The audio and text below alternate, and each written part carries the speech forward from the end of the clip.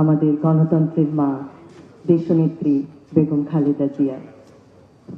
তাদের স্মৃতির প্রতি শ্রদ্ধা জানিয়ে আমি আমার বক্তব্য শুরু করতে চাই। ধন্যবাদ জানাতে চাই সিএসএফ চাইল্ড লাইফ ফাউন্ডেশন গ্লোবালের সকল সদস্যকে, যাদের অক্লান্ত পরিশ্রমে আজ বিভিন্ন শিশু কিশোররা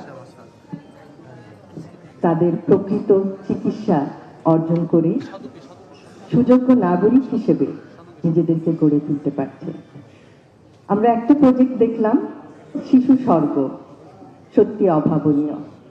আমরা কিভাবে নিজেদের প্রচেষ্টায় শিশুদেরকে একটি স্বর্গের মতো সুন্দর স্থানে নিয়ে যেতে পারি, যেখানে তারা শিখছে আত্মবিশ্বাস, যেখানে তারা শিখছে নিজের প্রতি আত্মবিশ্বাসের ফলে এগিয়ে যাওয়া, জ্ঞানের আলোকে এবং অন্ধকার থেকে নিজেদেরকে প্রতিষ্ঠিত করা। আমি অত্যন্ত অভিভূত হয়েছি সিএসএফ এর অন্তর্গত প্রোগ্রামে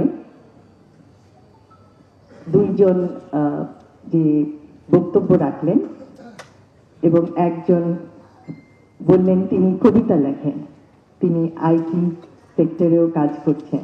আমি সত্যি তাদের জ্ঞান এবং তাদের প্রচেষ্টা আশা করব যে তারা ভবিষ্যতে আরো উন্নতি করবে এবং সবার কাছে একটি উজ্জ্বল দৃষ্টান্ত হিসাবে থাকবে। আমরা বিশ্বাস করি যে শিশুরাই জাতির ভবিষ্যৎ। আজকের শিশু হবে আগামী দিনের দেশ গড়ার মহান সৈনিক। এবং আমাদের যে পরিকল্পনা আছে, আমাদের রাজনীতি সুষ্ঠু পরিকল্পনার রাজনীতি।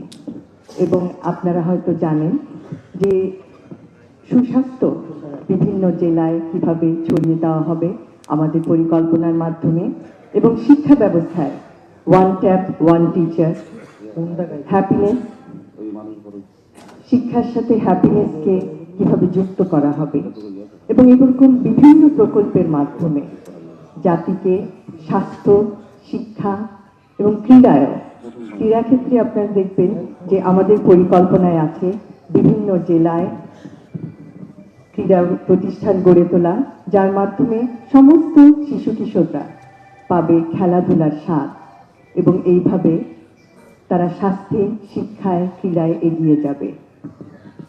আমি আবারও সিএসএফ গ্লোবালকে অত্যন্ত আন্তরিকভাবে ধন্যবাদ জানাচ্ছি আমাদেরকে এখানে আজকে আমন্ত্রিত করে আনার জন্য, এবং এই প্রতিষ্ঠানের উত্তরোত্তর উন্নতি কামনা করছি।